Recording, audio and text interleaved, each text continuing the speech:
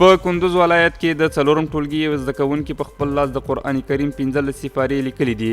بی عایشه وایي چې د دې کار موخه الهي کلام او دینی کتابونو او خطاطي له هنر سره ځانګړې مینه ده. دغه زده کوونکي له خیریه بنسټونو وغوښتل چې د خپل کار په پای ته رسولو کې ورسره مالي مرسته وکړي.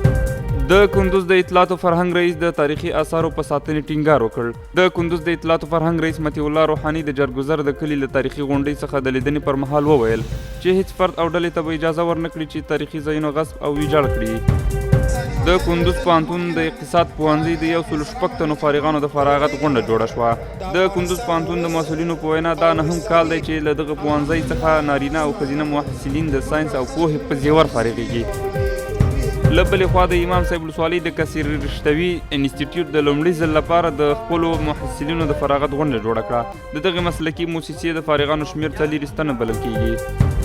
د کندوز د کرنې رئیس د کبانو فارمونو له مسؤلینو سره لیدنه وکړه. د کندوز د کرنې او اوبو لګولو او مالدارۍ رئیس مولوي امان الله حسن هغه کتنه کې چې د کب پالنې له اتحادیې سره یې درلوده د کبانو د فارمونو د هر اړخیز ملاتړ یادونه وکړه. دا مهال په کندوز او دغه ولایت په ولسوالیو کې شاوخوا 1000 د کبانو فارمونه شتون لري. د کندوز ولایت په چاردرې ولسوالۍ کې د ASIO دفتر د WFP په مالی لګښت پر 3000 اړمنو کورنیو د خوراکي توکو د مرستو ویشلو لړۍ پیل کړه. د چارواکو په وینا دغه کورنۍ څه موده وړاندې سروې شوې وې.